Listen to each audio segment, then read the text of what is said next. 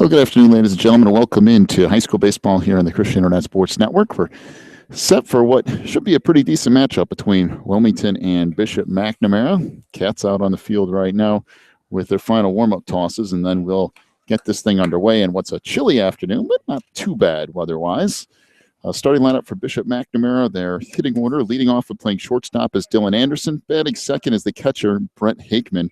Hitting third down at third base is Ethan Arrigo. Cleanup hitter is first baseman Nick Marion. Batting fifth in left field is Max Gilmore. Hitting sixth in center field is Kobe Shatter. The right fielder, Chance Marcotte, will bat seventh. Hitting eighth and pitching today is LJ Kurek. And batting ninth and playing second is Dylan Post. For Wilmington defensively, Austin Hedrick's in left field, Mason Southall over in center, Brett McWilliams is in right. Down at third base is Dylan Tejel. Alex Zalomi will get the start at short. Over at second is Luke Mann. RJ Van Dyne down there at first base. Behind the plate is Joe Mann. And getting the start this afternoon for Wilmington is lefty Tom Hatton as his first pitch in the dirt. 1-0 delivery. That bounces in as well. So 2-0 the count on Dylan Anderson. It's Anderson, then Brent Hakeman, and Ethan Arrigo for Bishop Mac here in the first. And we started the last time we did a game here. There's a line shot. Oh, A good nice grab by Alex Lomi at short. Didn't have to jump too high there, but definitely had to fully extend to pick that out of midair. And one gone for Bishop McNamara. Well, he made that look awfully easy. You know, he only had to be about 6 inches off the ground, but timed it perfectly. Line drive toward left center field. So the catcher, Brent Hakeman, to the plate. And that misses high and away. Anyway, last time we started a game here with them, they had a lefty, and you made a statement, we don't see many lefties. Now we got two lefties starting in a row. There's a hard ground ball up the left side and into left field in between the shortstop and third baseman. So a one-out single off the bat of Hakeman.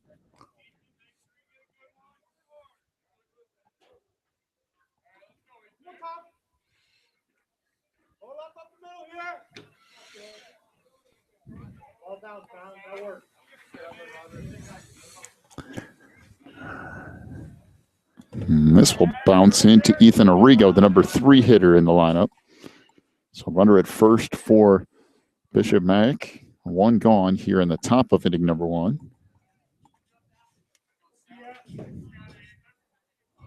Both times they made good contact with the ball.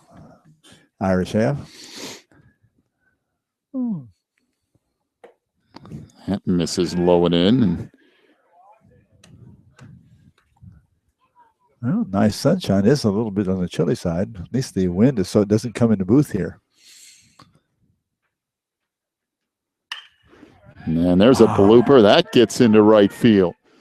And knocked down by McWilliams. Can't come up with it cleanly, though. Hitter trying to take second, and he does. It's Ethan Arrigo with a one-out double to put runners at second and third for Bishop McNamara here in the first. And so far, they are hitting the ball nice and solid. I mean, all over the place. Right on the nose. Whatever Mr. Hutton's doing, it is not fooling them at all. So we can go with technically a single and an error. I take it you don't want this guy to get a hold of one. Well, this is Nick Marion, the first baseman. And I'll tell you what, if he does get a hold of one, he'll be chasing it a while. Remember that guy that used to play in the majors, the big guy, Kruk? Reminds me of Kruk at first base. Kind of. Yeah, you got that same kind of bill. Hatton comes set and delivers. That off speed misses away.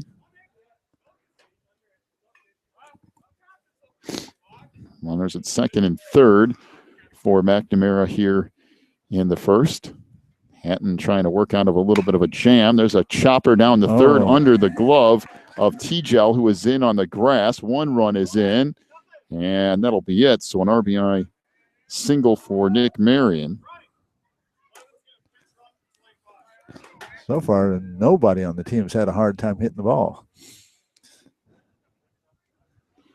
Well, the problem there was Tejel was in on the grass trying to cut off a play to the left, and that ball was hit nice and solid by Nick Marion and just not enough reaction time for Tejel to come up with it. Yeah, that's what you're giving up when you pull in on the grass like that, you're giving up a little bit of time. So a 1-0 lead for Bishop Mac as Hatton comes set again. Runners at the corners here. Over the outside corner for a strike to Max Gilmore, the left fielder and number 5 hitter in today's lineup.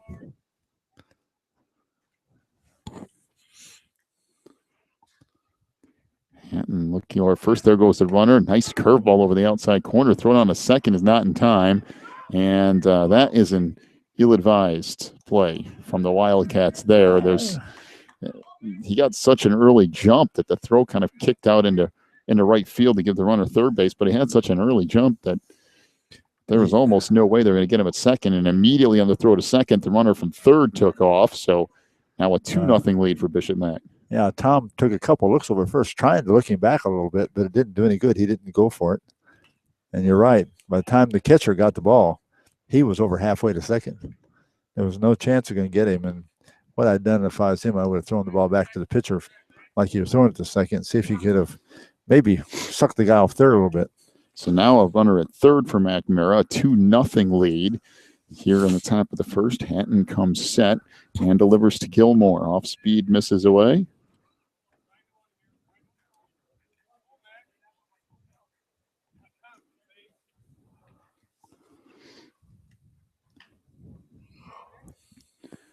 Delivery here, swing and a miss on a pitch down and in, and down on strikes goes Gilmore. So 2 gone in the inning.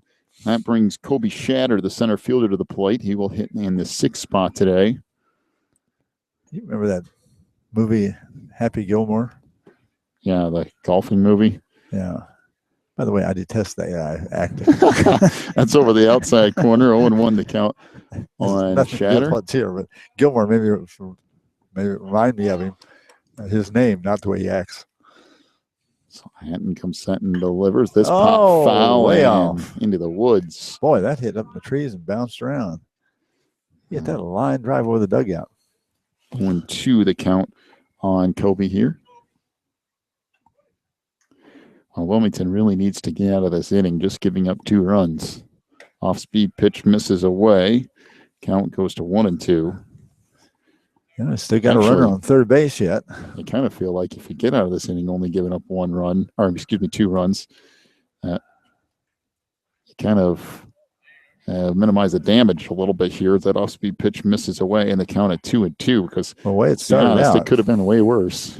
Yeah, with that line drive that Zolomi pulled down. If that had gotten through there and gone out there maybe for extra bases, he could have really been there's a ball crushed to left center, and that is long gone.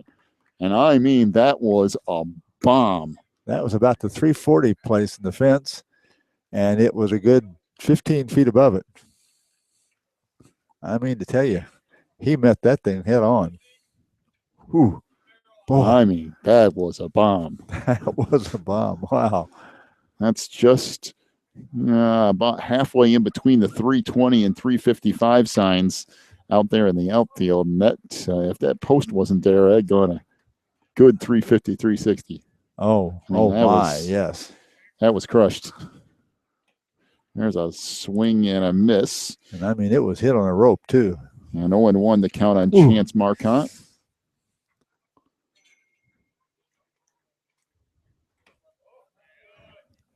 Well, that misses high and away, and count will go to 1-1. So now 4 runs for Bishop McNamara here in the first, and 2 was looking pretty good, wasn't it? And they've managed to make plenty of solid contact, that's for sure. 1-2 now the count on Marcotte.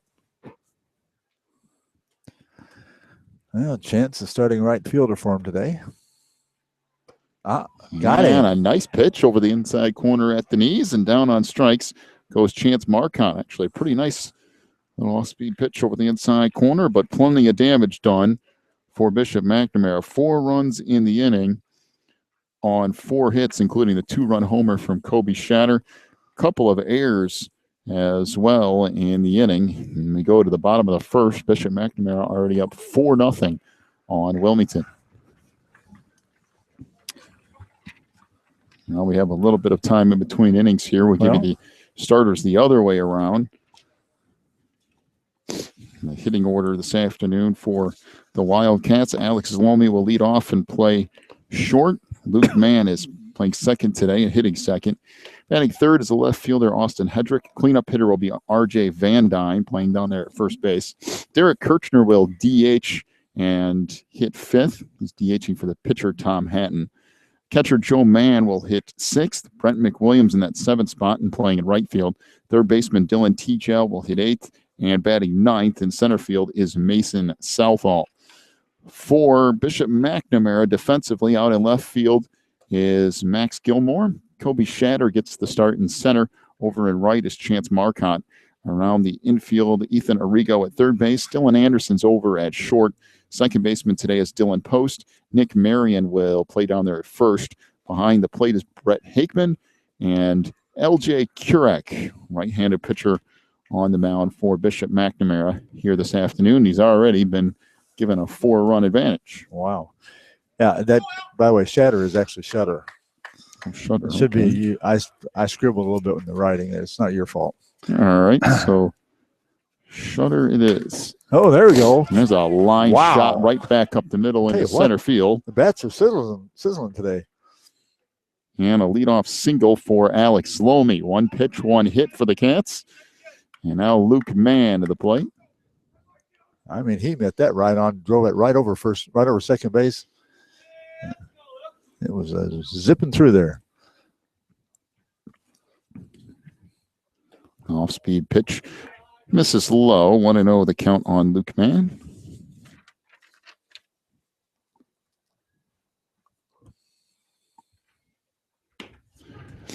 And a strike over that outside corner. The count will even up at 1-1. This guy's got a little bit bigger strike zone than that one the other day had. Kickoff move over to first. Lomi back in safely. Well, your White Sox finally won last night. Boy, what a mess the beginning of that season has been. There's a called strike right down the middle. The count now 1-2. They're expected to really contend this year. They're supposed to be loaded with offense, and so far they haven't had any. I think they're at the bottom of the league in run production. This pop foul up the first base line. That's out of play. Stay at 1-2.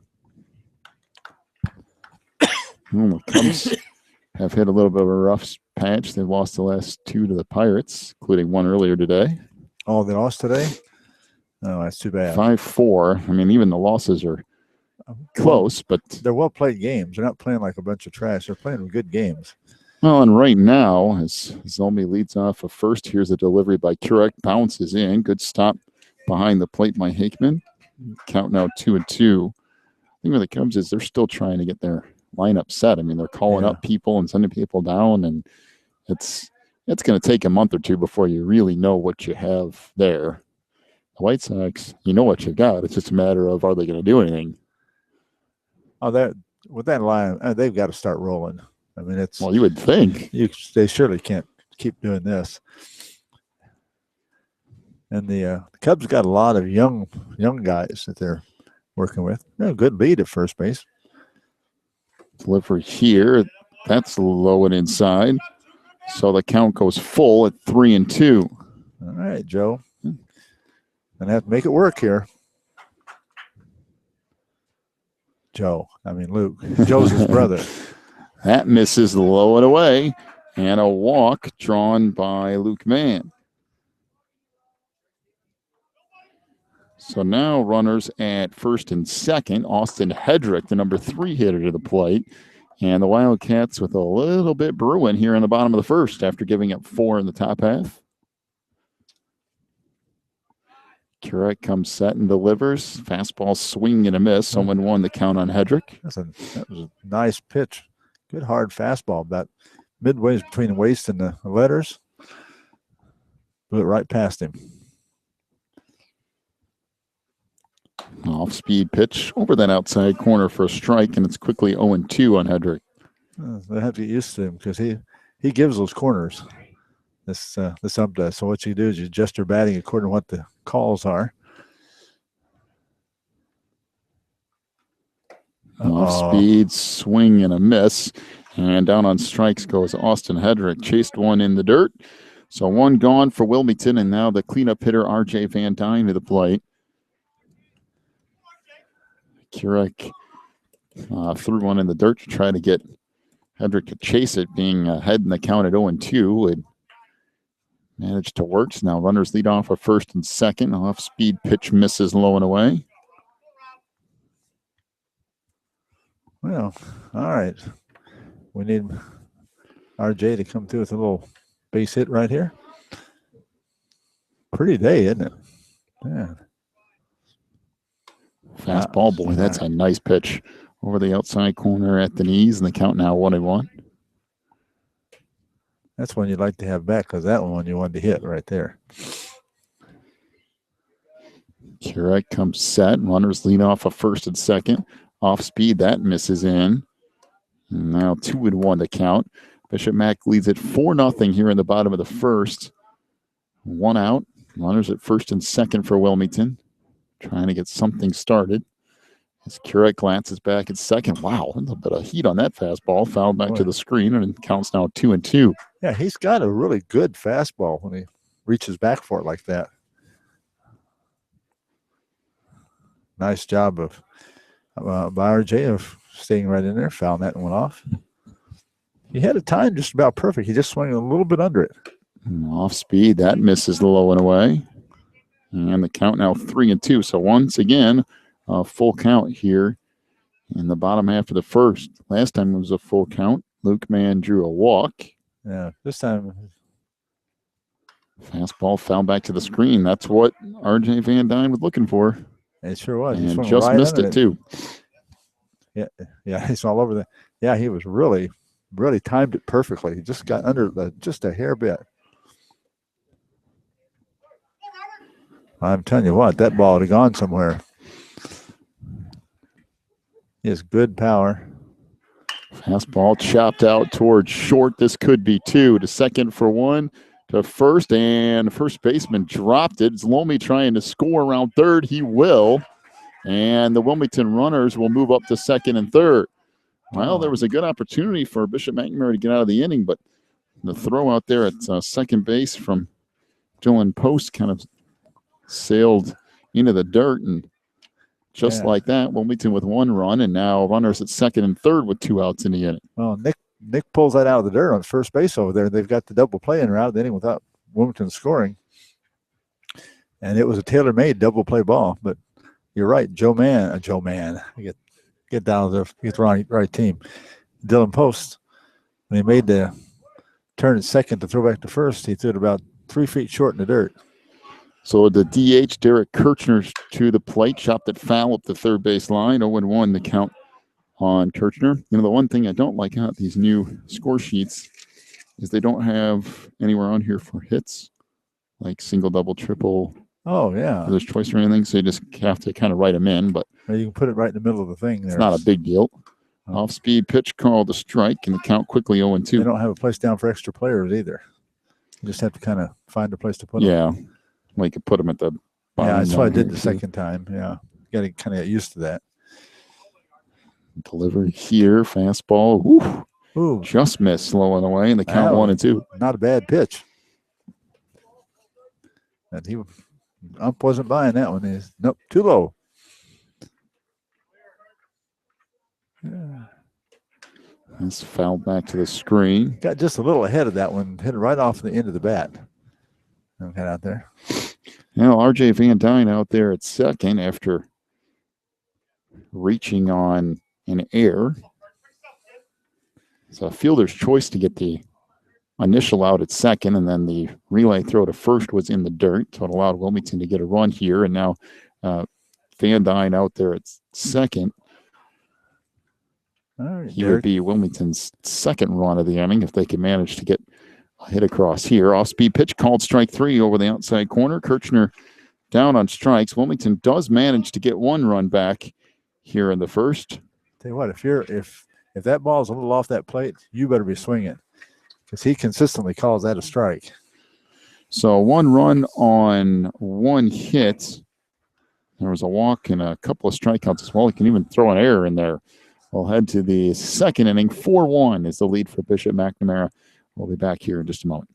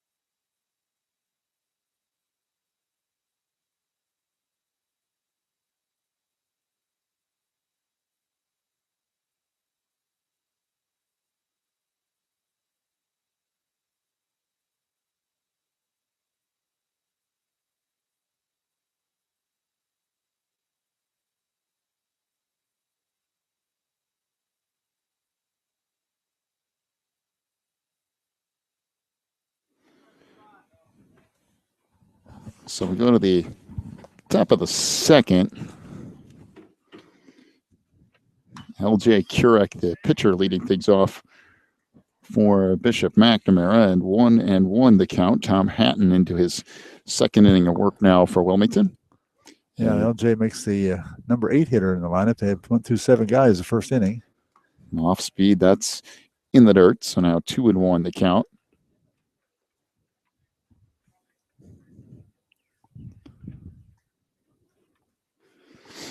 So Hatton delivers here. That called a strike over the inside corner. The count evens up at 2-2. I tell you what, the weather much better today than it was yesterday.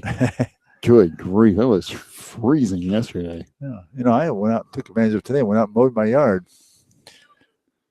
in between working on the flat tire of my dear wife's car, and ended up ruining the tire. I didn't ruin it; she did. But full count here. Fastball chopped out towards short. Took a nice big hop for Zlomi. He'll fire to first, and that out goes 6-3. So 1 up, 1 down for Bishop Mac here in the second, and now the number 9 hitter, Dylan Post.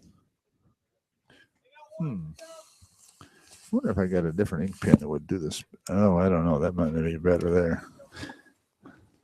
So the lefty stands in here. Misses low, so 1-0 the count.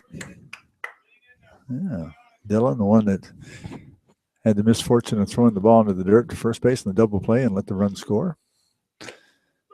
There's a fastball for a strike right at the knees. Count will even up at 1-1. Tell you what, it's a busy day in Chicagoland and the sports landscape. That's a nice soft shot. liner out to center field, and a 1-out single off the bat of Dylan Post. So back around to the top of the order for Dylan Anderson. Tell you what, that was a nice, beautiful swing. And a nice level shot. Oh, Dylan. Anderson lined out to Alex Lomi at shortstop in the first inning to start things off for Bishop Mac. Dylan there at first base. Now he's a smaller guy, but he showed you how to hit. You don't have to be big to hit. And there's a pop fly straight into right field. Played there by Brett McWilliams. So 2 gone for Bishop Mac here in the second. Well, Dylan flied out both times he's been up, Dylan Anderson. So Brent Hakeman to the plate. Hakeman is 1 for 1 with a single and a run scored. Yep. Drove one into left field last time up. That was average lead at first base, not extra. But Hanton comes set, looks at first.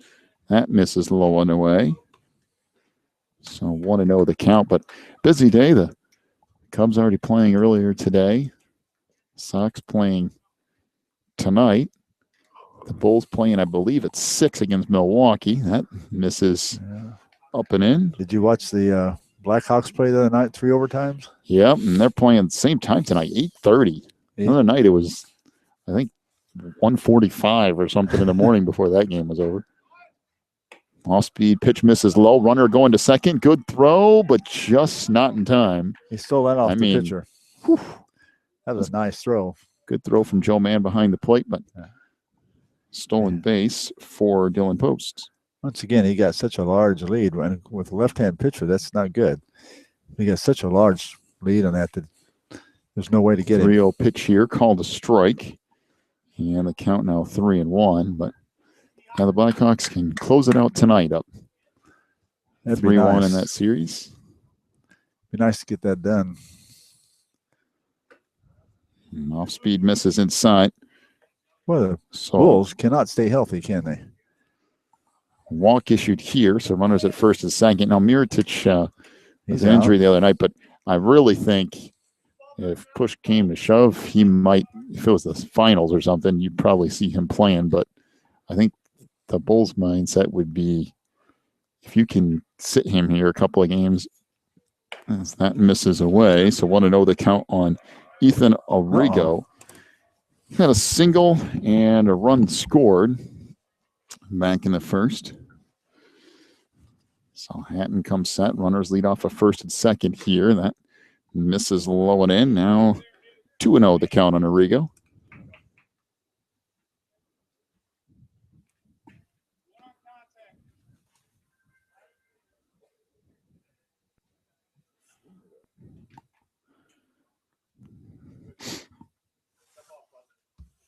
To delivery, that misses up high, and now they've got two runners at second base. So we have our pick of who to pick off here, and the runner advances into third, and Wilmington did not go to a base. Instead, Joe Mann threw it to the shortstop, Alex Zlomi. Zlomi had to try to kick it to third, and by then the runners had advanced. That was an odd situation. We ended up with Hickman and Dylan Post both standing out at second base. Joe Mann walked the ball out to the pitcher's mound and then threw it to Zlomi, who was out on the edge of the outfield grass. And by that time, that gave Post enough of an opportunity to take off for third, and he beats the throw into third base, and now runners at second and third with two outs. Yeah, they. I don't know what Joe was thinking. You had Alex wasn't covering either one of them at the time, so when you threw it to him, you threw it back almost to the grass in left field. I guess he thought if he split the difference, that Zlomi could go either way, but the problem really with that is you want to get the ball to a base, get it out to second base as quick as you can, and then catch one of them in a rundown. There you go. Throw the ball to second base, force the issue. One of them's got to go. This hit relatively deep to left. I think it's playable. Back and making the catch is Austin Hedrick. And it's all elementary now. That'll do it. So everything manages to work out for Wilmington somehow out of all of that. So no runs in the inning for Bishop Mack.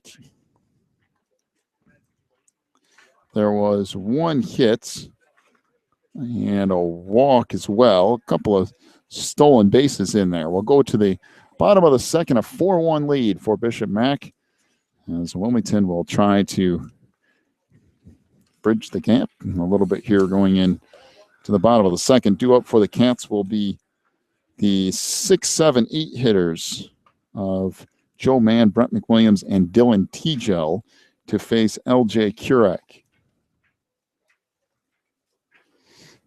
So Kurek will take a couple warm-up tosses here, and then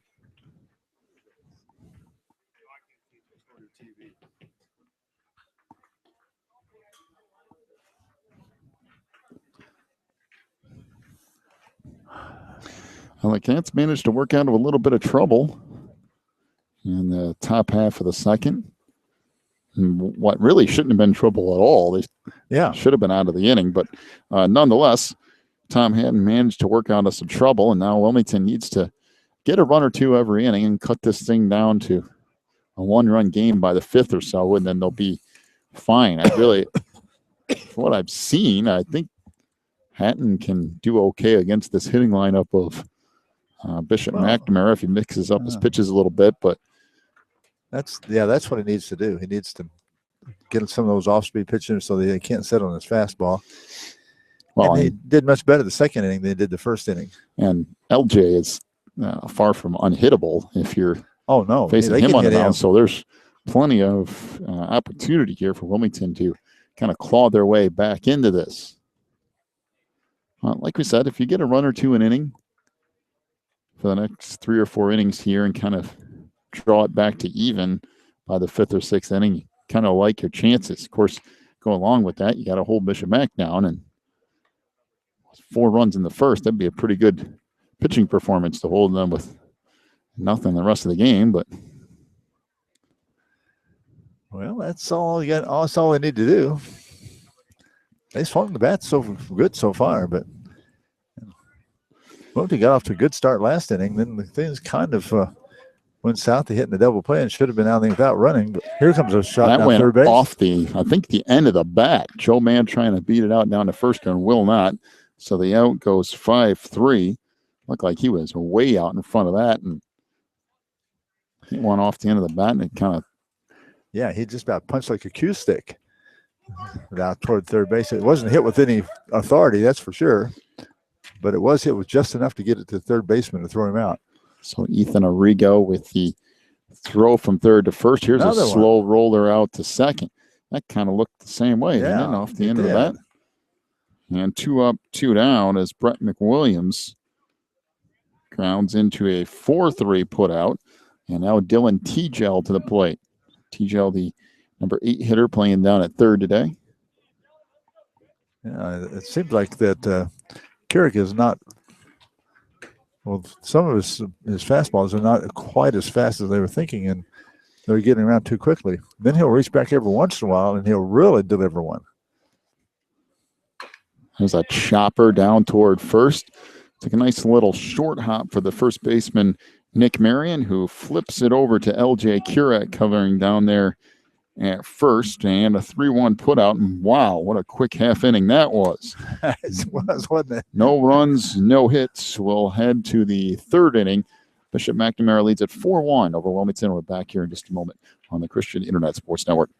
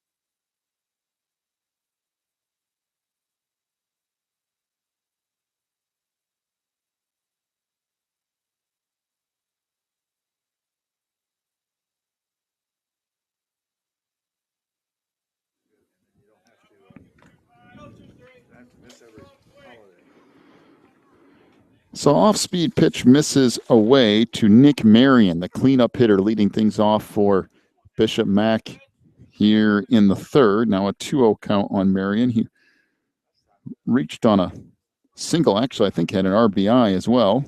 Yeah, ball when third baseman was pulled in last time, and he hit right a blistering ground ball right to the left side of the third baseman, and because he was pulled in, he couldn't get his glove down in time. Also had a run scored. 2-1 delivery here, popped up on the infield. I mean, that thing. That's a pop-up, sky high. Drifting in from first base is R.J. Van Dyne to make the play. So one gone for McNamara. That will bring Max Gilmore, the left fielder, to the plate. He struck out swinging in the first. Yeah, and after him comes Mr. Shutter, who only hit a home run. I mean, a home run. That thing was blistering. Yeah, that was hit a ton. Boy. So Tom Hatton, the lefty, winds and fires. This chopped foul up the third base line. 0-1 the count on Gilmore. Hatton actually, after that first inning, settled down in the second nicely. He started off the third in a decent fashion here. Yeah, I think he's got to where they're mixing up his pitches a little bit and making it much more effective now. This bounces in on an off-speed pitch. Count will move to 1-1. By the way, dimensions here at Wilmington, 310 down the lines, 320 to left field, 360 to right field, and 355 to center. Yeah, ball fouled out of play. If you've ever been to the Wilmington Park, by virtue of where it's at, the houses are right behind the left field, so they can't make the left field any deeper. And it's too bad when they built this, they didn't put the home plate back about another 20 feet that way. And then it would have made it better. But hindsight's real good. Yeah, left field is not a stretch to hit it out of here to left field. No, it's not. There's a swing and a miss on an off-speed pitch. Nope, it was deflected. So the foul ball will keep it at 1-2 on Gilmore. I've seen some people back in the early 2000s that have hit it over the houses out That's there. right. We did. They really had towered some of these out of here. I mean, boy. Off-speed pitch, swing and a miss into the dirt. Joe Mann will flip it down to first. And 2 gone for Bishop Mack in the third. And now Kobe Shutter, the center fielder and number 6 hitter to the plate. As you just mentioned, he had a 2-run homer in the first, and then there was no doubt about that one. Oh, I'm telling you what. And I don't think it matters where we would have hit it in the park either. It probably would have gotten out of here. I think so. 360, it would have been a little closer, but I think it still would have cleared that too. I think it would have too. It was hit with enough authority that it wasn't going to slow down for a while. Oh, they got bleachers over in the soccer field there, huh? I just noticed that. Misses inside, so now 2-0 the count. Must be where their track is as well.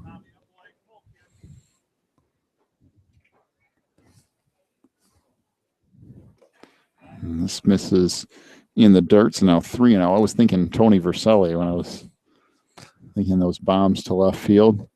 Boy, Tony back in the day catching just hit some absolute moonshots out of this park. That the strikes are now 3-1 the count. We had some that looked like they were going way up in the sky and all way past the outfield fence. This bounces in, and the walk issued to Shutter. Not so bad when you consider the alternative. Yeah, that looks a lot better in the scorebook than that home run did. Now the 7-hitter Chance Marcotte. He struck out looking in the first. Chance Marcotte. Hatton lines and fires. That misses low, so 1-0 the count.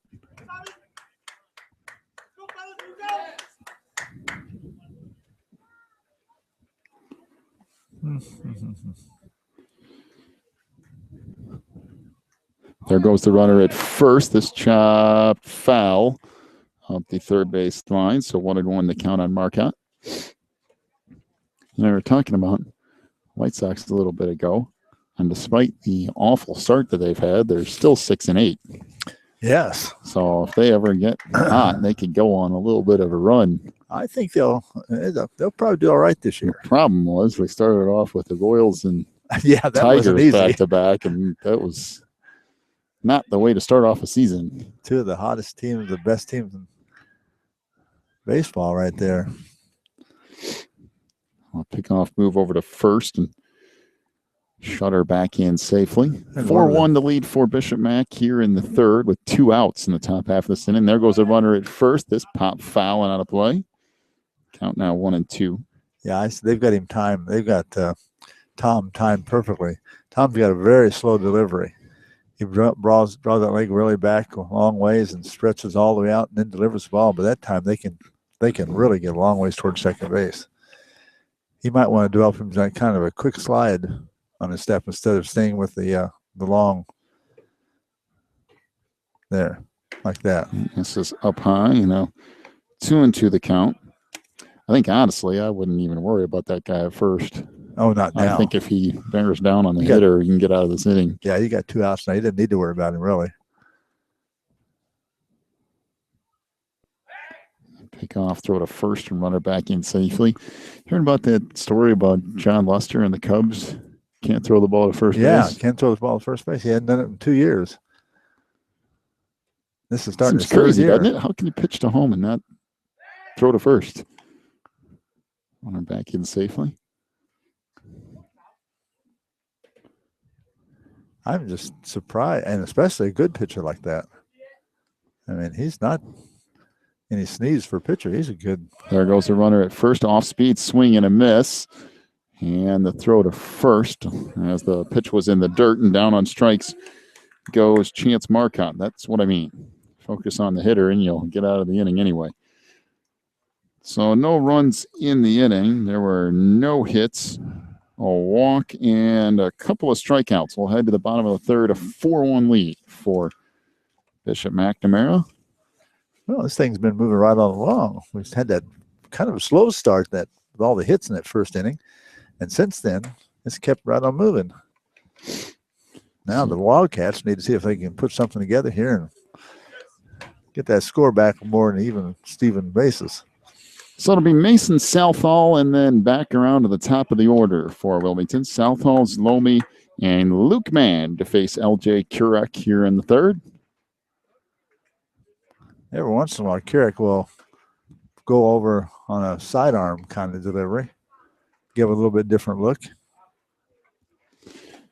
Also, a story that I found kind of interesting earlier this week was the baseball coach at Joliet Junior College reaching his 1,000th win.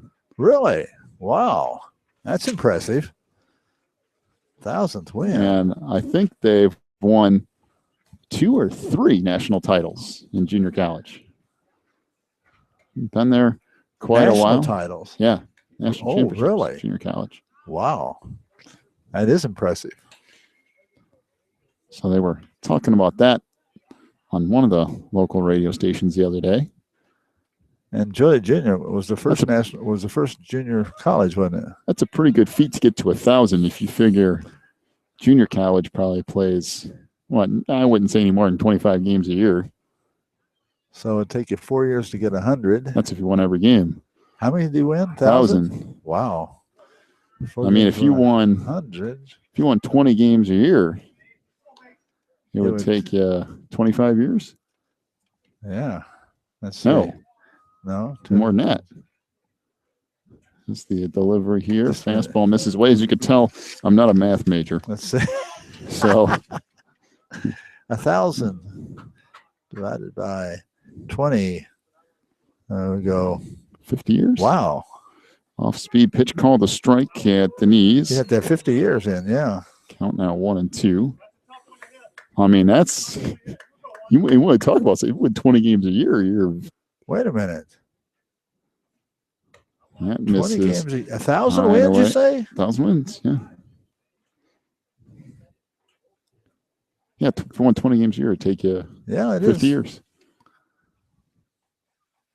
50 years. So he had to win more than 20 games a year. I'm sure he didn't coach for 50 years. He might have. I don't know. If he is, he's a senior citizen.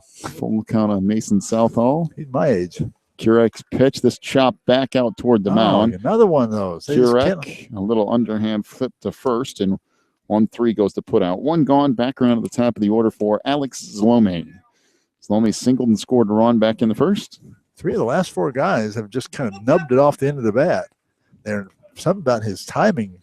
Their timing with his pitching is really not been good in the last couple innings. I don't know what he's doing out there. You really don't think, until you stop and think about getting 1,000 wins, how impressive that really is. There's a strike over the inside corner and an off-speed pitch. Let's say they've had enough. He really had a good team every year and got 25 wins. And you're still talking 35 years or so. There's an off-speed pitch. Misses away, so now 1-1 to count. Man, let me see. No matter how you look at it, it takes a while. There's a sharp grounder out towards short. Good pick there, and the throw to first in time by Dylan Anderson. So 2 up, 2 down. Now Luke Mann to the plate. Luke walked back in the first. Well, if he could get 25 wins a year, he'd take him only 40 years. Yeah, no matter how you slice it, that guy's got to be 70 or older, maybe 80. That hit him. Oh, right on the back shoulder blade on the left-hand side. Luke tried to duck out of the way and did not do that in time. So a runner at first for Wilmington, and now the number 3 hitter, Austin Hedrick, to the plate. Be willing to give it all for the team. Hedrick struck out swinging in the first.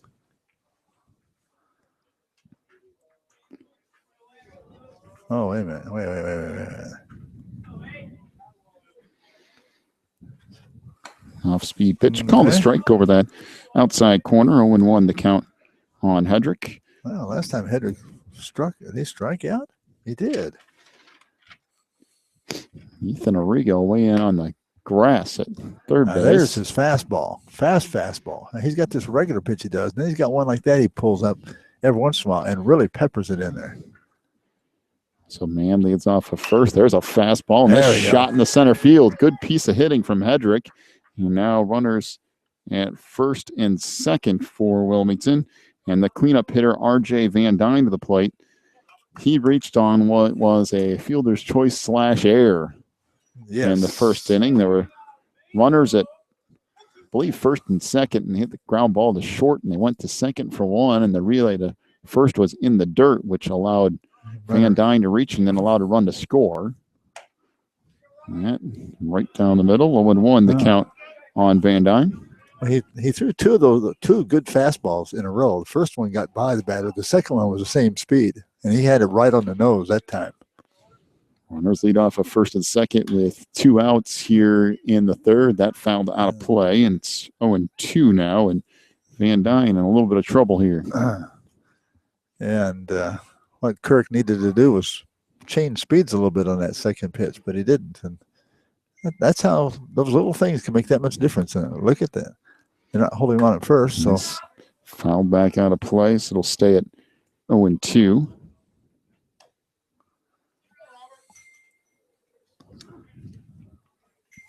Did you see the other night too? I think it was the Cubs the other night. What the runner at third base was doing? Oh, there's a slow roller up the right side of the infield.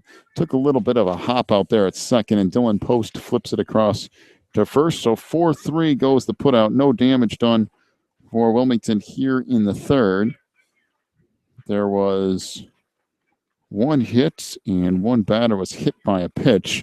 We'll head to the 4th inning, a 4-1 lead for Bishop McNamara. We'll talk about that Cubs running decision the other night here in just a moment. Back here in a minute on the Christian Internet Sports Network.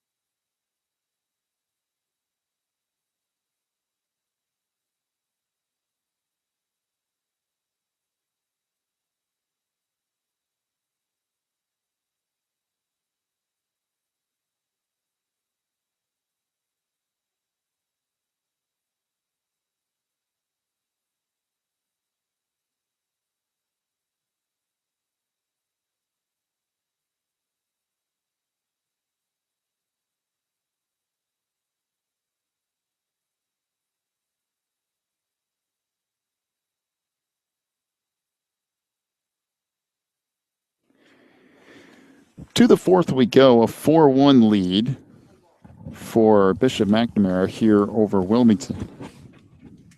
Ooh, hi.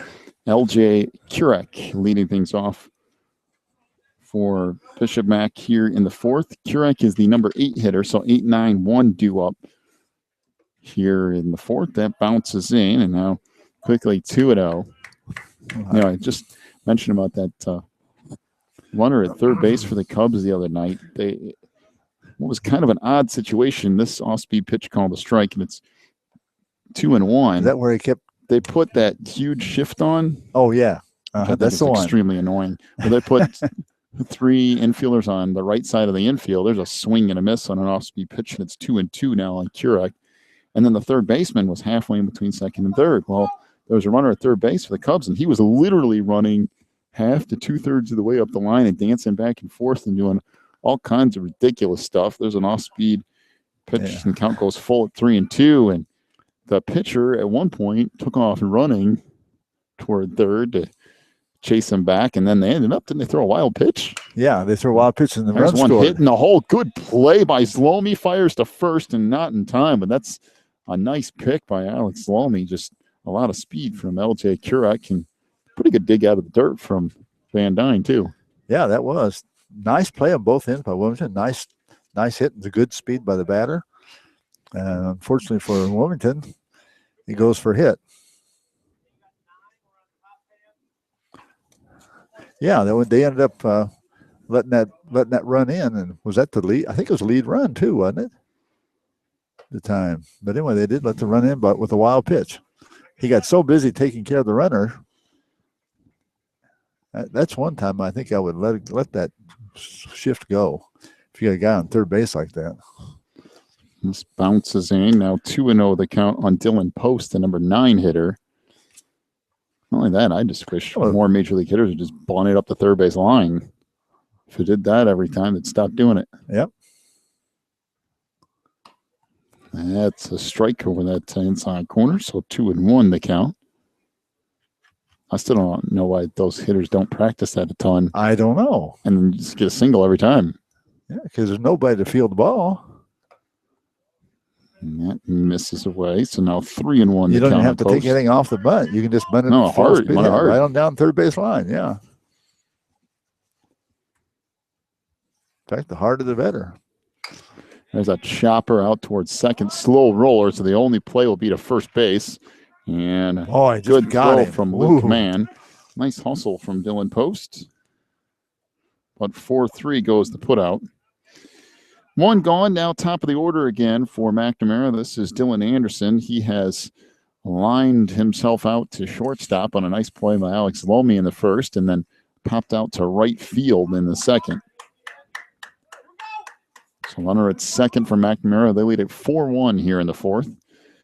Tom Hatton comes set and the lefty delivers. Called a strike. It'll be interesting to see what the second runner at second does here now.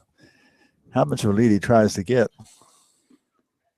Now, one thing, once he faced toward home, I'd get myself a long lead out there.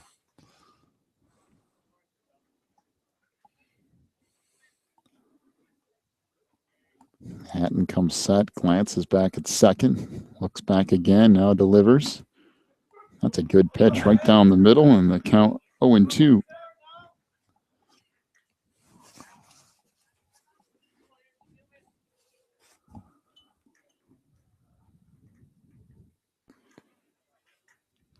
Hatton delivers here off speed. That misses away, and Dylan Anderson almost went after that and held himself up at the last He was second. really leaning over. Boy, all he could do to lay off that one. So Hatton comes set again, glances at second, now delivers off speed. That bounces in and gets away from Mann. And the count now 2-2 on Anderson. He got hit the front part of the home plate, made it bounce up in the air and over the catcher. So he hit right on that front corner. That ball just took a wild bounce. Well, everybody's playing basic regular position, regular depth. 2-2 delivery here. Fastball misses away. And the count full at 3-2.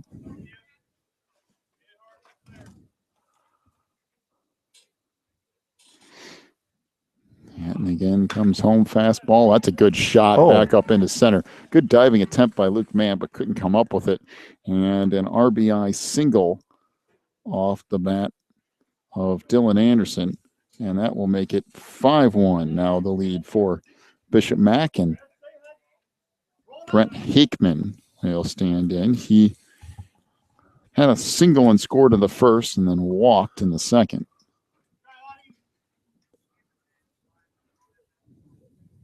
There goes the runner at first. This is a line shot. Good play by T-Gel at first. At third. Fires it back across to first. And a double play. I mean, that thing was smoked. Base runner took off immediately trying to steal second. That was a smoked ball. Third baseman got about shoe top high. And he had an easy time getting the double up at first base. Now the Wildcats out with the inning with only one run getting across.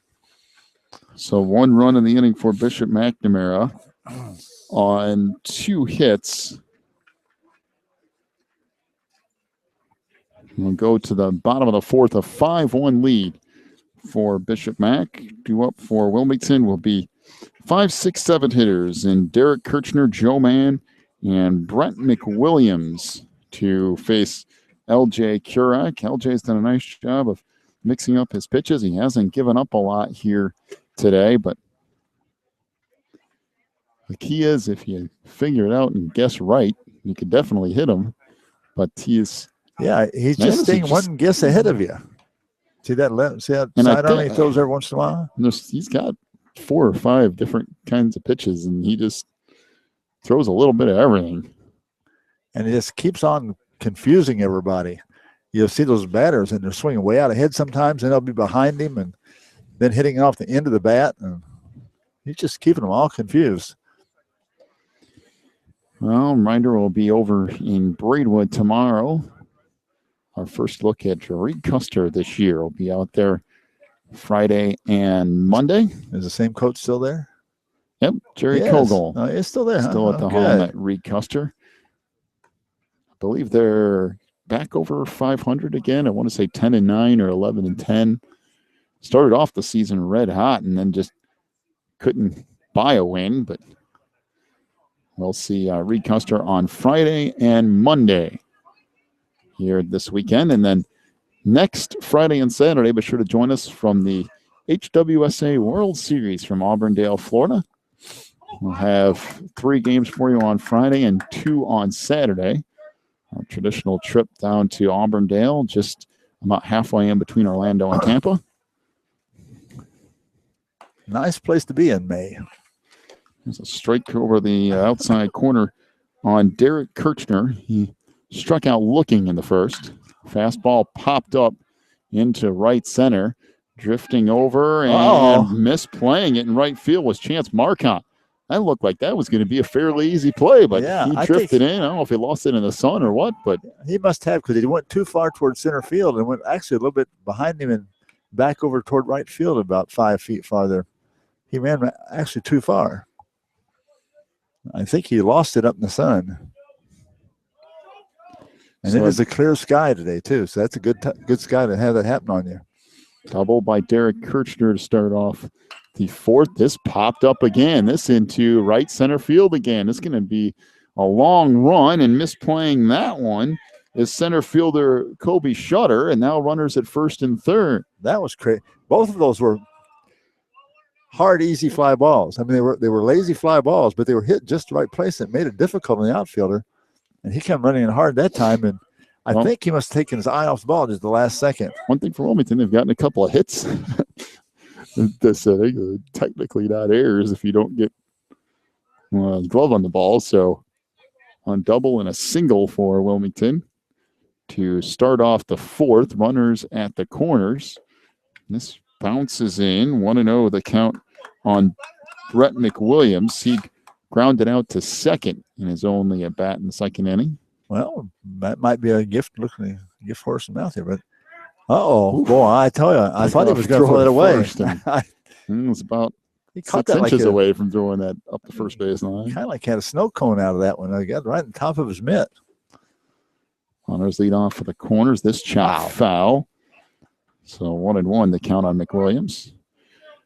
Wilmington in a little bit of business here. Runners at the corners. Nobody out in the fourth. They trail at 5-1. All right. Well, let's get some runs, guys. That's what Harry Caray would say. Let's get There's some. a long shot in the center field. Boy, it's a good piece of hitting, and it skips off the center fielder, Shutter. So runners up to second and third, and it's a 5-2 Bishop Mac lead. And again, two guys in scoring position now, too, second and third. On an RBI single off the bat of McWilliams. You can also give in air to the center fielder there. And now runners at second and third with nobody out here in the fourth. Dylan Tejel will be at the plate. And if you remember last time. Okay. Tejel went out who's number to two? The first baseman. And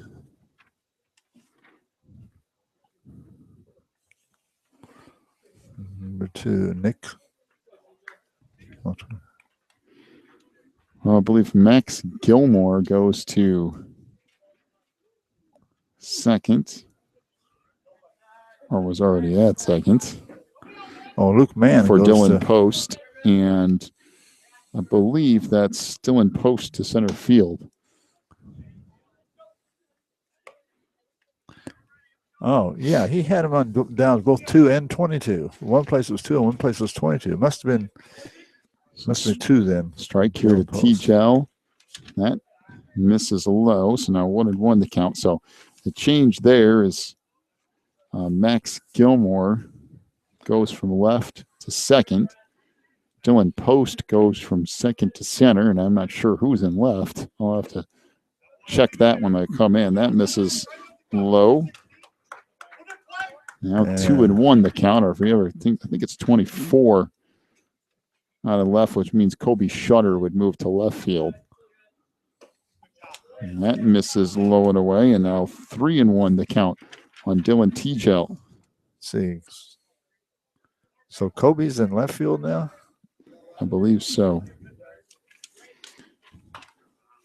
Pitch here from Kurek is fouled out of play. And Chase go out of the game then? A full count on Dylan Tegel.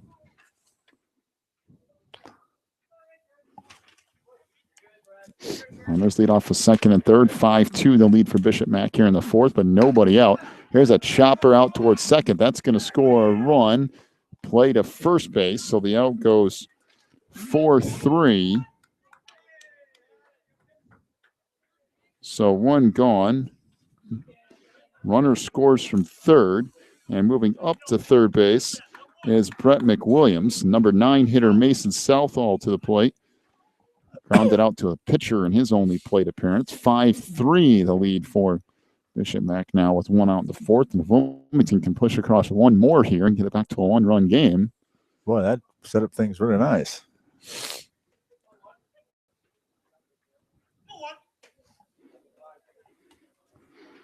So LJ Kurek deliver here. Fastball misses away.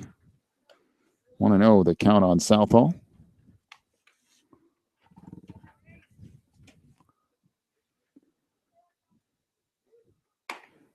Fastball called the strike over the inside quarter, so 1-1 the count.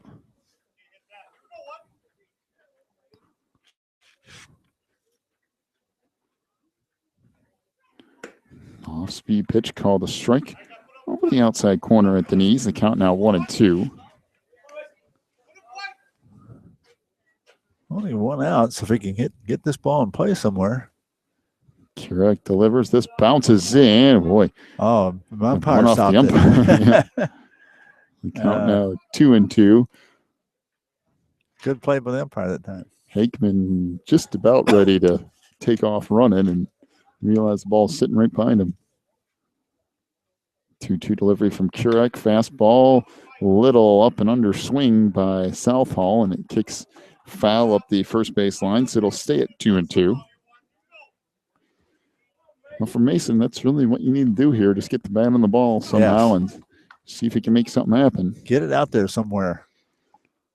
Be nice hitting another good fly ball out. Even if it's a ground ball anywhere other than third base, you're going to score a run even on an out. 3-2 delivery, chopped out toward short. That'll get the job done. Good play there by the shortstop, Dylan Anderson. He'll fire it to first. But Mason Southall gets the job done on a 6-3 put out. That scores McWilliams. Oh. And now back around to the top of the order for Wilmington and Alex Lomi, and it's back to a one-run game at 5-4. Yeah, Southall did his job. Got that RBI. Put it hit deep to shortstop. There was no play at home. Speed pitch called the strike. Going 1 to count on Lomi. He's 1 for 2 today with a single and a run scored. I wasn't too happy with that either. No. Fastball foul back to the screen. Oh, that face he was making was worth it. Well, LJ has not gotten a lot of help from hasn't. Defensive partners here in this inning. This popped up down the first base line. This is going to get fouled. Just a matter of if they can make a play on it. It was a long run for Max Gilmore from second. Could not get there in time, and it'll stay at 0-2. First baseman, the closest guy to it, and he never walked one step toward it. There's no way I'm going after it. He stood right there. Well, I think he also realizes there's no chance I'm getting there either. He's probably right, too. He's a big fella. You get over that fast. Tell you what, though, he's made a couple of nice plays at first base, taking the ball out of the dirt, and no question he can hit the ball a ton. So 1-2 the count on Slomi. Off speed, this bounces in. Now 2-2 the count. All right, Zolmi, got to get a guy on here now. Going down the run now. 2-2 delivery, fastball. Woof. Just a hair low. That was about ankle high. Count goes full at 3-2. Keurig delivery, There it fastball is. called strike 3 over the outside corner. And That the was a good knees pitch. has slowed me down on strikes, but Wilmington doing some damage here in this inning. 3 runs in the inning on 3 hits. There was an error and a strikeout as well. So we'll head to the top of the 5th. 5-4 the lead for Bishop McNamara as Wilmington's starting to get back in it here. Back here in just a moment on the Christian Internet Sports Network.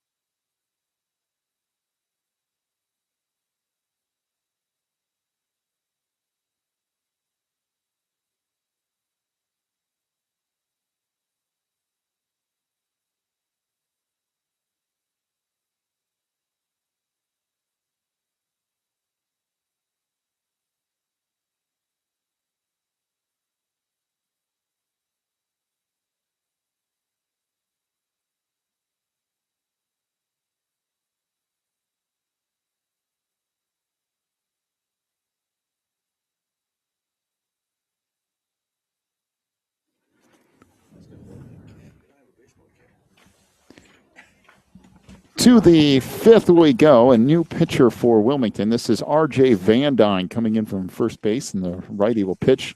Tom Hatton moves from pitcher to first base, just a little switcheroo. And Ethan Arrigo to lead things off for Bishop Mac here in the 5th as they lead at 5-4. So there's a strike to Arrigo. It's Arrigo, Nick Marion, and Max Gilmore here in the 5th for McNamara. Fastball misses up high, so 1-1 the count. We'll give you the final totals on Tom Hatton here in just a moment. Van Dyne delivers.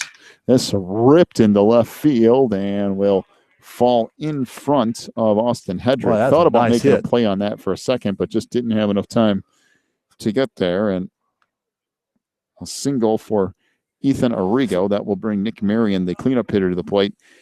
He is 1 for 2 with an RBI single and a run scored. Final totals for Tom Hatton goes 4 innings, gives up 5 runs on 7 hits, a couple of walks, and 4 strikeouts as well. For the original start of this afternoon, there goes the runner at first. That's a strike thrown on to second, goes into center field. So Arrigo will go all the way to third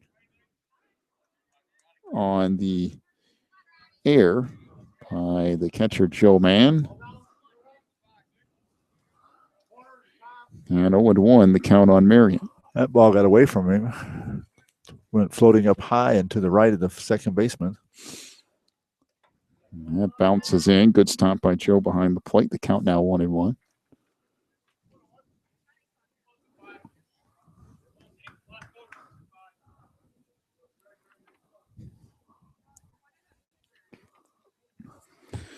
So Van Dyne will wind and fire.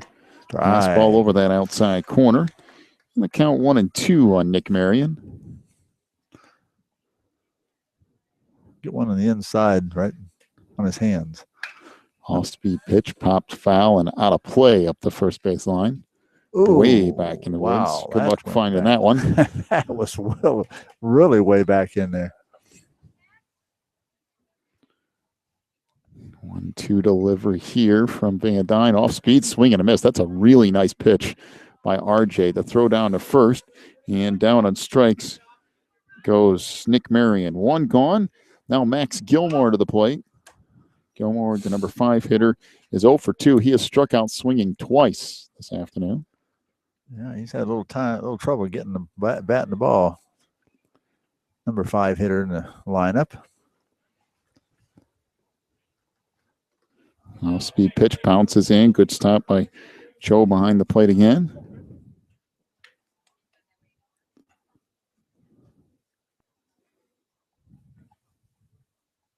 And off at third is Arrigo. Now the delivery from Van Dyne. That misses low, and it gets away from the catcher, and in from third is Ethan Arrigo. So that will make it 6-4, the lead for Bishop Mac.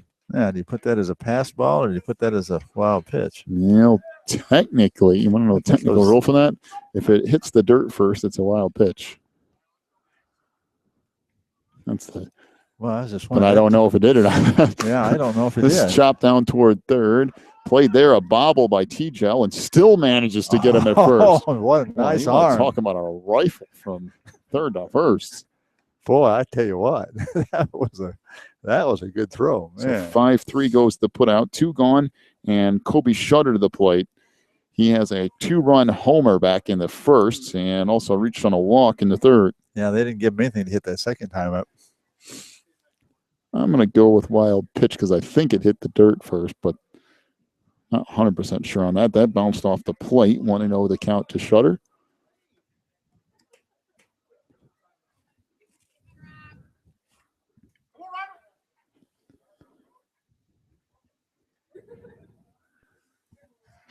So Joe Mann going out and talk to RJ Van Dyne here. I don't know if they got their signals crossed up or what, but something happened there. I think Joe was saying, how about taking a few out of the dirt? Well, that's also a possibility, I guess.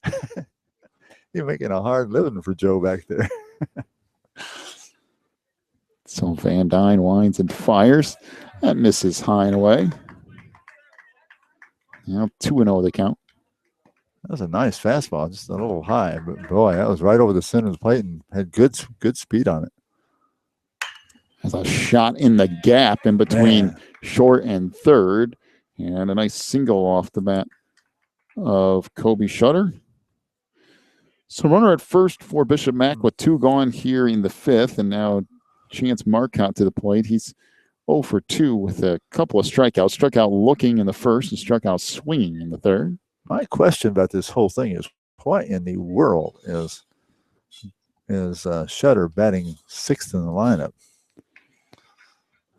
I'm not too sure about that myself. It seems like he's made some really solid contact. That misses. Boy, I tell you what, I'd like to have those first 4 batters somewhere. Although, with Arrigo at that third spot, he's hit the ball a ton. Oh. Nick Marion a cleanup, and there goes the runner at first, and they're just going to let him have second.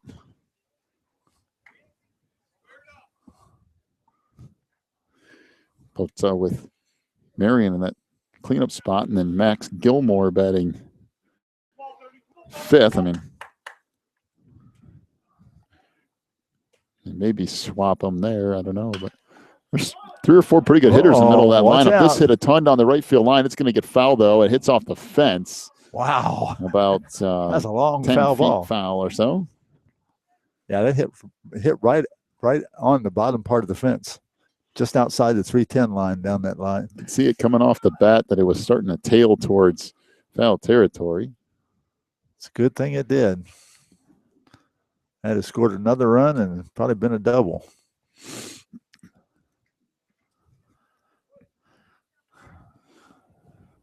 Oh. So again, Van Dyne comes set, looks at second.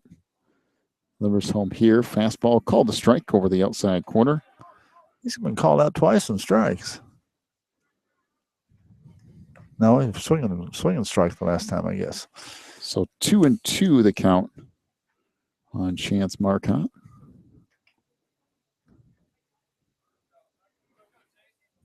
Van Dyne again looking back at Second now delivers. Fastball that misses away.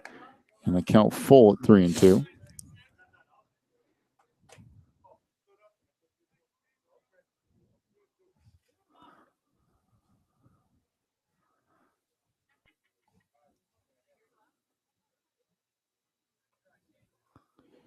Three-two delivery. This hit deep out into center field, but That's actually playable. held up a little bit. Now comes tailing back in towards center, and a nice play by Mason Southall out there at center field. And that will do it for the fifth. One run across. Are a couple of hits for Bishop McNamara as well. You can throw an error and a strikeouts in there. We'll head to the bottom of the fifth. 6-4 is the lead for Bishop McNamara here over Wilmington. Due up for the Wildcats should be top of the order, I do believe. Zlomi, Mann, and Hedrick to face LJ Kurek. You know, they built this table pretty nice if you used a book. Actually, fits in exactly. It's 2, 3, 4 hitters. Luke Mann, Austin Hedrick, and RJ Van Dyne to face LJ Kurek. They got one of those runs back, so now we're down by 2 again. Well, it's like I said, if you can get to the 5th or 6th and have it cut to about a 1-run game, you're in pretty good shape. So if the Cats can get one back here between the 5th and 6th, if you can go to the 7th within a run, you like your chances, especially when you consider you're down 4-0 right off the bat in the first. It's just kind of, whenever you do that, you just have to slowly work your way back into it and hope to get something late that's going to. Yeah, don't try to do everything at once. Just pick up a little at a time. Work your way back into the game. Get it down to 1 or 2 runs, you're right. And then you got a shot at it. Just a reminder, we'll be over in Braidwood Friday and Monday for a couple of games. See the Comets for Friday and Monday, not Friday and Tuesday? Friday and Monday. Oh, I told Mom Tuesday. I'll have to change it. A couple of games. The headquarters.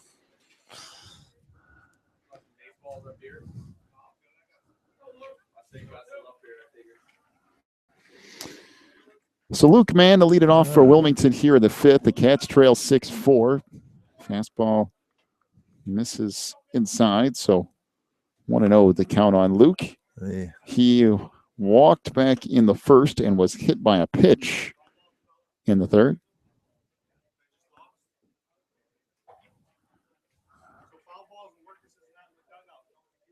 All right, here we go. Strike. There's a fastball. Wow. Knees on the outside corner. So 1-1 the count. Again, and on the grass at third is Ethan Arrigo. This foul back out of play, and it goes to 1-2. Well, Ethan has really started creeping in closer and closer. There's a fastball up high.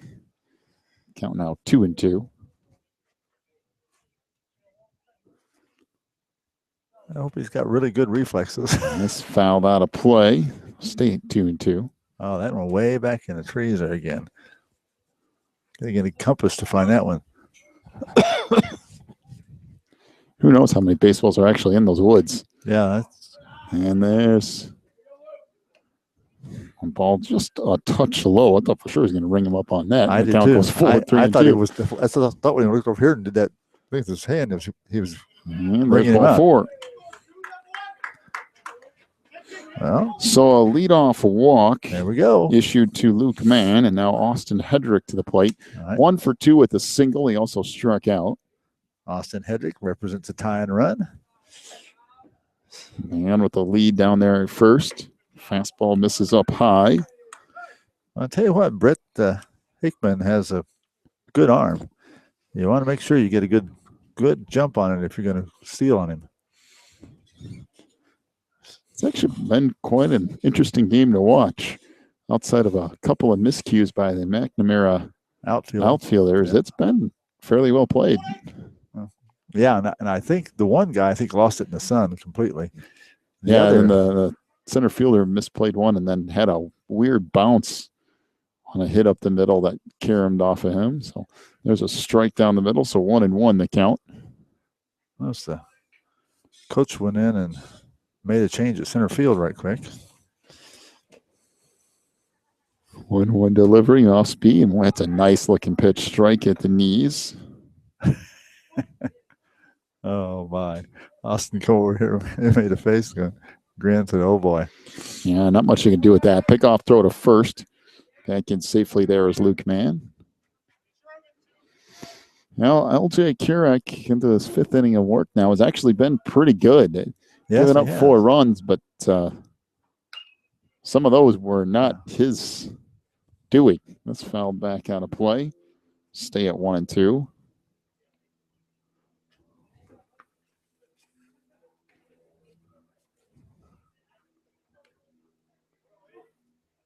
Need to invent like a baseball finder that detects rawhide or something. I guess there's probably 100 of them in those woods. Fastball grounded out towards short and took a big hop. Vac sails over the head of Dylan Anderson at short, and now runners at the corners on what is a single for Austin Hedrick. It just, wow, I'll tell you what. There wasn't a thing the shortstop could do about it. That went about 6-7 feet in the air after it hit. I thought maybe it was going to be a double play at first, and he's coming in. That probably should have been. Yeah, and it hit the edge of the grass or something and took a gigantic leap over the shortstop's head. Boy, LJ has had terrible luck yes, he has. in this game.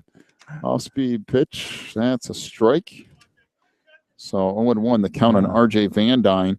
Oh. He's 0 for 2 today. A lot of scoring, a lot of traffic on there has been from errors or strange bounce balls. Or that throw goes up the first base line, and LJ gives up that run himself. Rounding second, headed toward third is Austin Hedrick, and now Wilmington has the tying run at third base.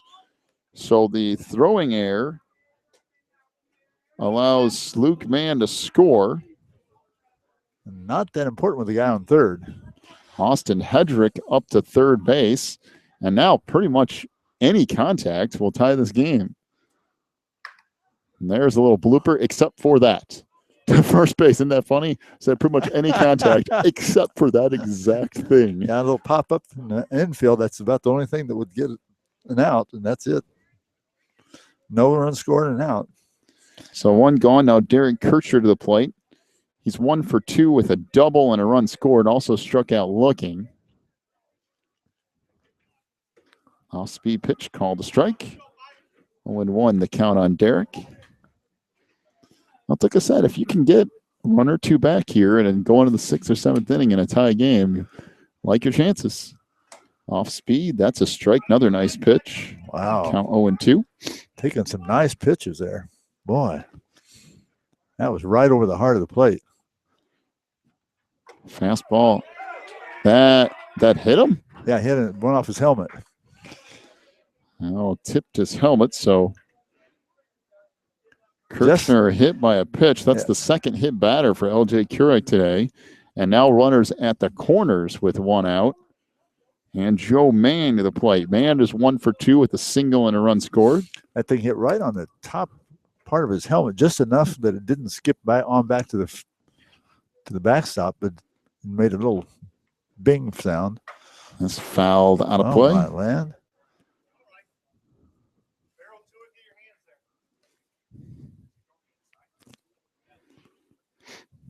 So 0-1 the count on Joe here. Runners at the corners. 6-5 is the lead for Bishop Mack. All right. Here in the bottom of the 5th. Woman has been fighting to get back in this game all day. Off speed, that popped out of play.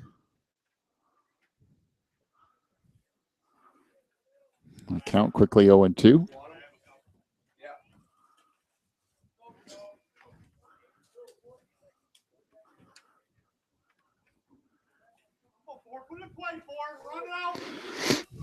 Runners lead off the corners here. Kurek delivers. Fastball, that's foul out of play. Gone through about 25 game balls today, I think. Yeah, and there's one or two on top of that net over there in the batting cages. Yeah, they're trying to, a couple of kids over there trying to get them off that.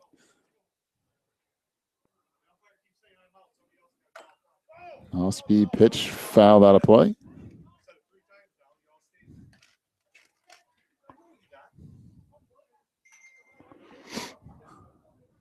Yeah, there's a ball on top of the batting cage over there, and a couple way out in the field out there, out in the trees. They've been going through balls like mad. This hit relatively shallow in the left. Coming in on the run is Kobe Shutter, trying to tag from third, and scoring is Austin Hedrick. Boy, that was actually a pretty good throw. Yeah, it just bounced over the catcher, Brent Hakeman. He was in place. If that would have taken a shorter hop on him or gotten there on the fly, Hedrick would have been out by 3 or 4 feet, but it hit the dirt and just sailed right over his head. Yeah, it went right on past the catcher, and that's a hard play for a catcher to make when it bounces out that like it right in their face. Kirchner out to second base. There's a strike on Brett McWilliams. But Wilmington has come all the way back to tie this at 6 here with 2 outs in the 5th. They just done a nice job of just staying with it. Yeah, that's what you got to do. Carrick delivers fastball up high. 1-1 the count on McWilliams. Well, now, if you can get a hit and I see one go ahead by a run. One of the Wilmington players went way out in the woods and got one of them. Off-speed pitch hit up the right side of the infield. Takes a nice little hop for Max Gilmore, who flips it across to first. There we go. The out goes 4-3, but Wilmington manages to tie it up. 2 runs in the inning on 1 hit. There was a walk, an error, and 1 batter was hit by a pitch. We'll head to the 6th. We're all tied up at 6. Back here in just a moment on the Christian Internet Sports Network.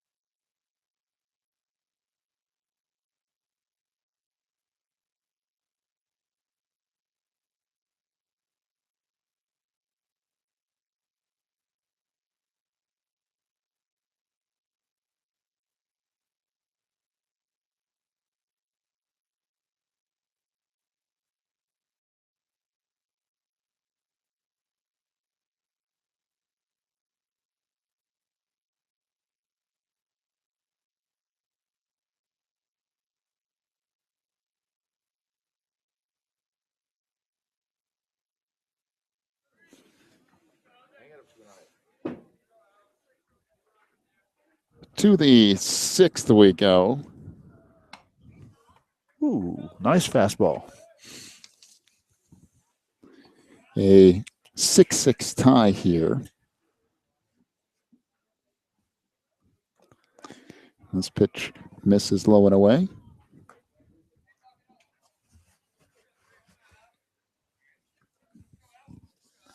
Kind of getting used to this new setup business here. Oh, LJ Currick pops that up on the infield, drifting back and now drifting in to make the play is the catcher RJ Van Dyne. I thought first Joe Mann was going to take it, but then Van Dyne comes in. So 1 gone for Bishop Mack here in the 6th. Now the number 9 hitter Dylan Post to step in. All right. I should have. I think I should put on my long johns in here, man. It's cool. This popped up into right center, drifting over is McWilliams to make the play. And now 2 gone in the inning. Background to the top of the order for Dylan Anderson. Anderson is 1 for 3 with an RBI single.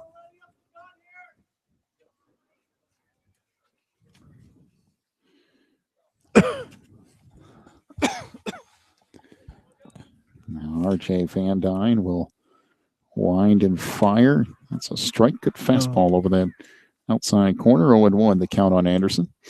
You're not doing pitch count, are you? No, not in this one. This bounces in and goes off the mask of Joe Mann. The count will even up at 1-1.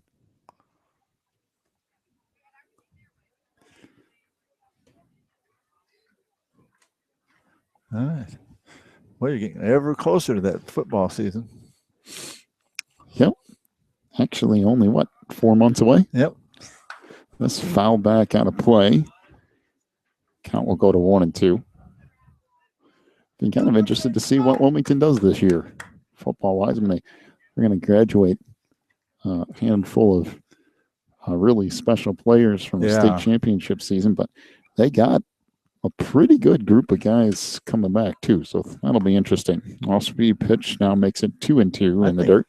I think one of the guys are going to miss more than anybody else is Zalomi. He does a fantastic job playing defense, and he's a great receiver. Has a chopper right back to the mound. Nice play by Van Dyne. He'll flip it over to first to get the out. And it goes 1-3. 3 up, 3 down for Bishop Mack in the 6th. No runs, no hits. We will head to the bottom of inning 6. Well, if Wilmington can get a run here, and they would get the lead back. Tied at 6. Due up for the Cats here in the bottom half of the inning is the bottom part of the order. Dylan Tegel, Mason Southall, and Alex Zalomi, 8-9-1. Due up for Wilmington in the 6th. And LJ Kurek is going to stay in there and keep going. Well, why not? I mean, he hasn't lost a lot. No, and pitching. It's a lot of the score has been on freak accidents for him. Things that you can't do much about. He did not help himself last inning, though, with the pickoff throw that went up the right field line that gave up a run. And then he hit a batter as well. He's actually hit a couple of batters this afternoon. But for the most part, you had the ground ball that shot over the head of the shortstop. It probably would have been a double play. 2 miscues in the outfield. A couple of fly balls that should have been caught in the outfield that weren't. And then you had a hit into the outfield that ricocheted off the center fielder. And all of that accounted for at least 4 of Wilmington's runs. And then the throw from the left fielder took that bounce and went over past the catcher there. Otherwise, they'd probably thrown that run around at home. They would still be up by 1.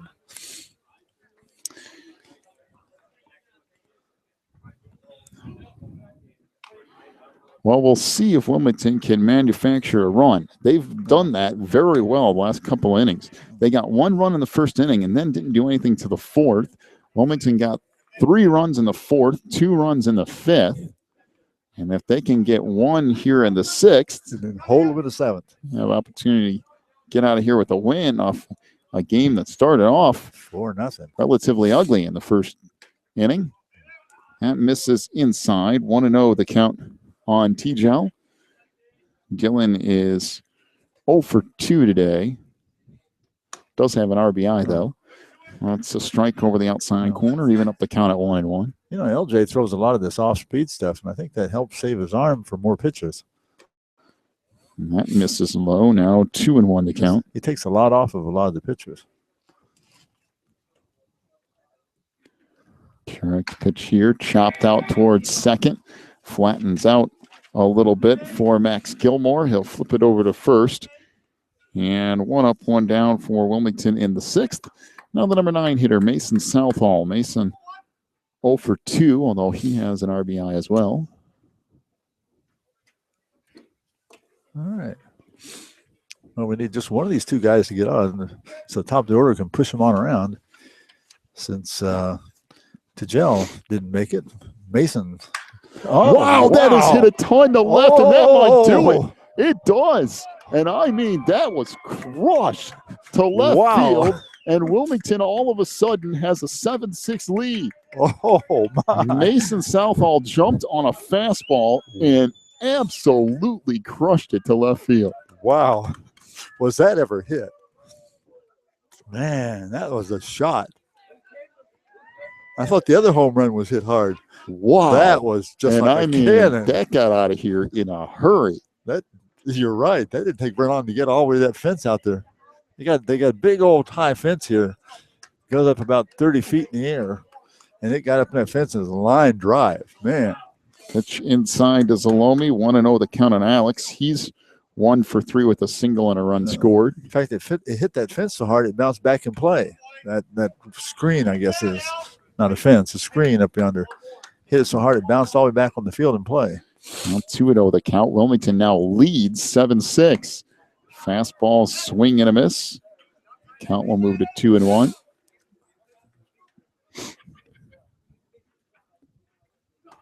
Fastball swing and a miss. The count goes 2-2. Zalomi swinging for the fences instead of to get a hit, not just get a solid contact here. 2-2 delivery off speed. Called strike 3. That was a pretty nasty pitch over the inside corner.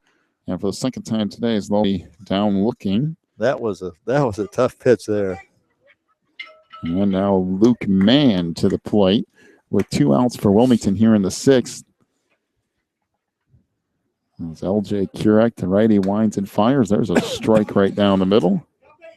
It's like Kirk got his dander up, and he's really just been firing nothing but strikes in there. Off speed check swing. The count now 0-2.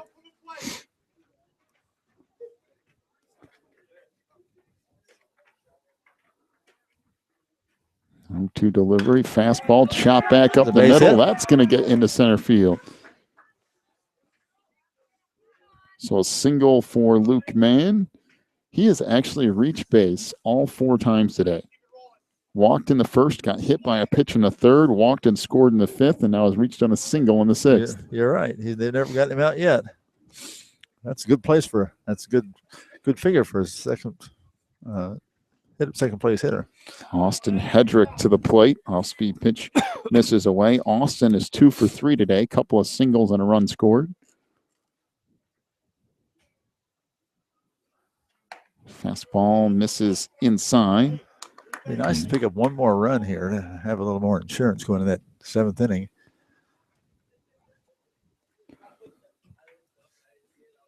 Delivery here. Fastball fouled back to the screen. Now 2-1 the count. If you're looking ahead to the 7th for Bishop McNamara, it's right in the heart of their order. 2, 3, 4 hitters. Oh boy. Due up for Bishop Mac. Luke Mann with the lead off of first. There he goes. Off-speed pitch. Called a strike. The throw down to second sails way almost in the outfield. Actually, pretty nice play by Gilmore to come over and catch it from second base. The shortstop was covering the bag. Yeah. Brett was disgusted with himself. He just his helmet on the ground as he's picking up. And boy, what in the world happened? He just let that ball sail on him. He's got a very good arm. So 2-2 the count here. Fastball misses up high. Now the count full at 3-2. Well, if you're LJ, you don't give in here. You got to open place in first base. Give him your best stuff. 3-2 delivery, off speed, a slow roller out towards short. This could be a tough play. Played by Anderson, fires to first, not in time. It gets away from the first baseman, Nick Marion, and scoring is Luke Mann, and Wilmington leads at 8-6. That throw just sailed wide of Nick Marion. So the air allows Hedrick to reach base, and now an 8-6 lead for Wilmington is R.J. Van Dyne to the plate, and for the Cats, they are in a very good position to get out of here with a win this afternoon. Well, what LJ did that time, Kirk, he let up on that pitch, gave that little off-speed pitch of his, and he stayed right with it, kind of just threw the bat right out there and met the ball and drove that ball in a slow roller to shortstop, and it took the ball so long to get there, he had to hurry the throw. Strike over the inside corner on R.J. Van Dyne. And then he's 0 for 3 today. And Marion made a mistake at first base trying to reach out and snag the ball instead of getting off the base and getting to the ball, and he let the ball get by him. That scored the run from third. Off-speed pitch called the strike. 0-2 pitch upcoming here from Kurek. Off-speed misses up and in. So the count goes 1-2. Boy, Carrick had some tough things happen to him, hadn't he? Yeah, it's been a kind of a weird day for him. And a swing and a miss on a fastball, and down on strikes goes R.J. Van Dyne. But Wilmington does the damage they need to do. They get 2 runs in the inning off 2 hits, including the solo home run from Mason Southall. There was an error and a couple of strikeouts as well. We'll head to the 7th, hold them and go home for Wilmington. They lead it 8-6. We're back here in just a moment.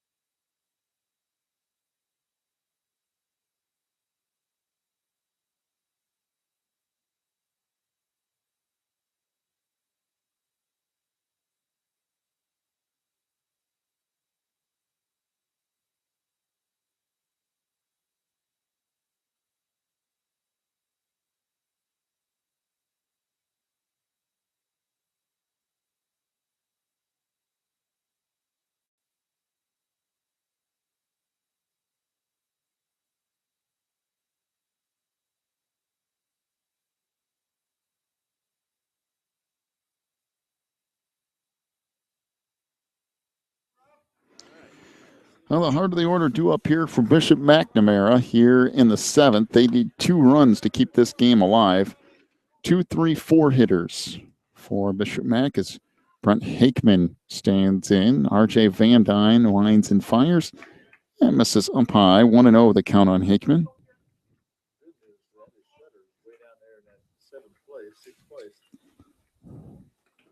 He's already got a bat. This bounces in. Now 2-0 the count. Just saying Shutter's back. Way down there in that 6th place batting order, so they won't, unless somebody gets on, he won't bat. He's already got a bat up in his hand. And that hit him. Man. I mean, that was way up in it. Don't want to do that for a leadoff batter. Well, now Ethan Arrigo to the plate. And Ethan has managed to hit the ball relatively hard a couple of times today. He is 2 for 3 with 2 singles, a couple of runs scored, and if he gets a hold of the ball, it can go a long ways in a hurry. Boy, he didn't want to start out the inning by hitting the batter. Now you bring the tying run up every time to come to plate. Misses away. 1-0 the count on Arrigo. And you also don't want to do this. Get behind in the count to the middle of the order. Oh, boy. There goes the runner at first. This bounces in. Joe Mann with a nice stop, but down the second goes Hakeman, and now it's 2-0 on Arrigo. And this is let's go after the batter. Starting to spin out of control here for R.J. Van Dyne. Got to reel in and make a couple of strikes here. Yeah, there's a good pitch. Well, then it's a corner, 2-1. The count now on Arrigo. There's no need to worry about the runner at second either. I wouldn't pay him any attention. No, you just get each batter out. You got the game. Dyne glances back at second. Now delivers. This bounces in and gets by Joe Mann. So now 3-1. The count on Arrigo. I don't know if Van Dyne here is trying to do too much and just not following through this pitch because, boy, it's affected his control. He just needs to settle down and go after the batter. I wonder when the last time was that Mason pitched. There's a strike. Up knee high, so the count goes full now at 3-2.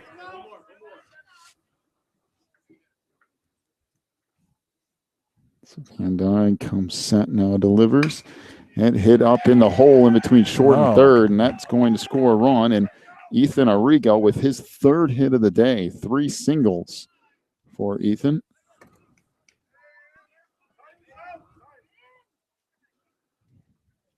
If you've got ace pitcher. Now would be a good time for him. Well, Nick Marion's going to come to the plate next.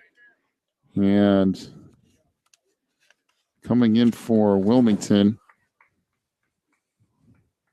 will be Cole Thompson as he'll take over on the mound. So a lefty will come in and see what he can do here in the seventh. The 8-7 lead for Wilmington.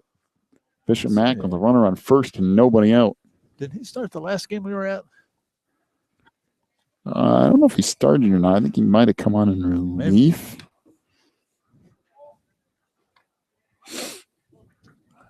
Well, let's see. We've got Cole Thompson pitching.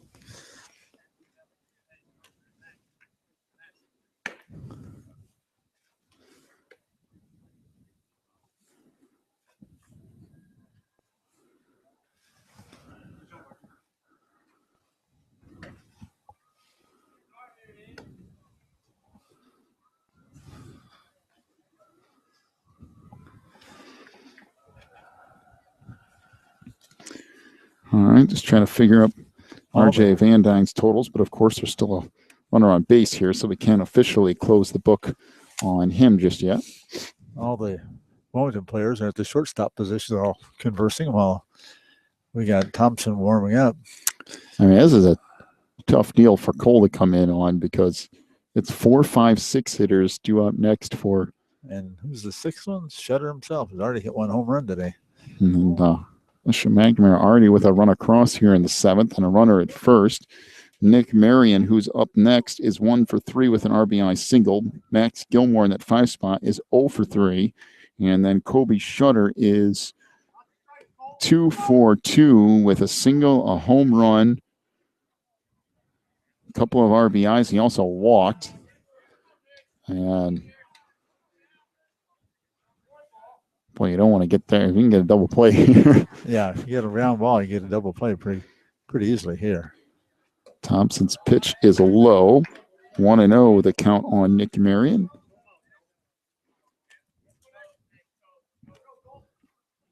Well, here we go.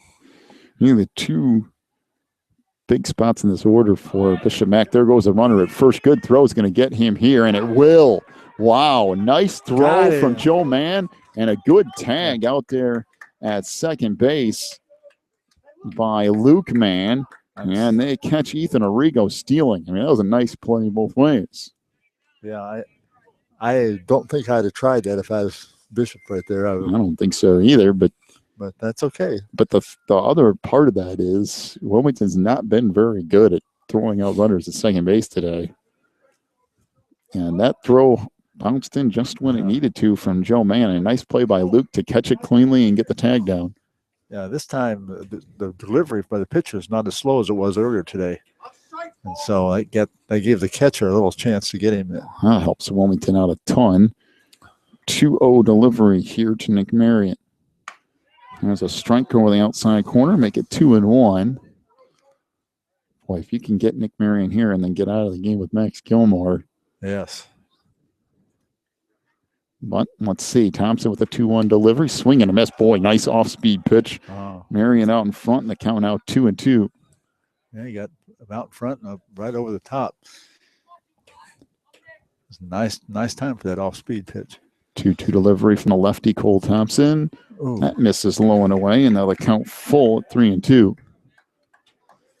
I'll put that over the plate and let Mr. Marion swing, I do believe. Right down the center if you have to. But full count, 3-2 delivery here. Ball 4. Now, good grief. That's definitely not what you wanted. So now a runner down at first, and Max Gilmore to the plate.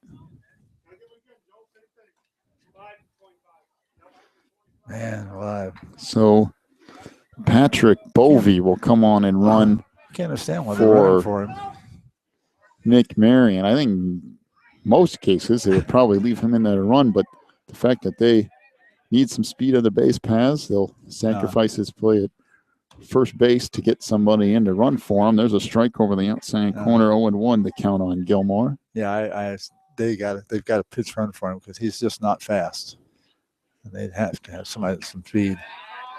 That misses away. Now 1-1 the count on Gilmore as Patrick Bovey will get a lead down there at first.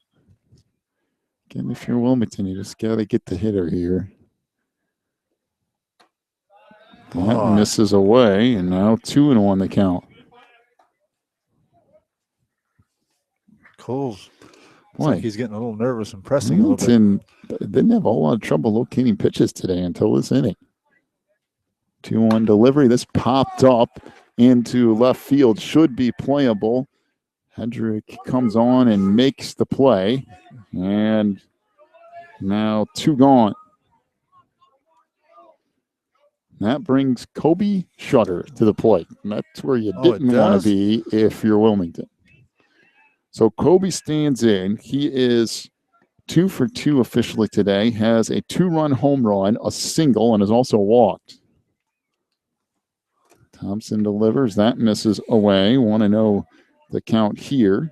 Boy, you had him out of. All you had to get 3 outs before you got there. Actually, man, I wouldn't be so against just pitching around him here.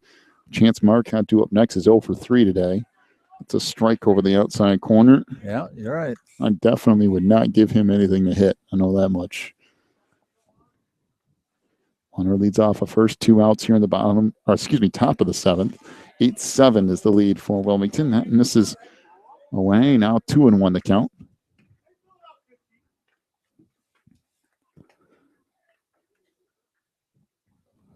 This bounces in. Now 3-1. Cole Thompson trying to get the save here in the 7th. And again, I would not give him anything here. No, you don't want him. Take my chances with the next guy in the order. This hit, nope. And they do get him, though. Pitch right down the middle. It's rolled out to second base. And a little flip, and this one comes to an end. 4-6 goes the putout, and Wilmington manages to come back and get an 8-7 win despite trailing 4-0 after a half inning. Wow.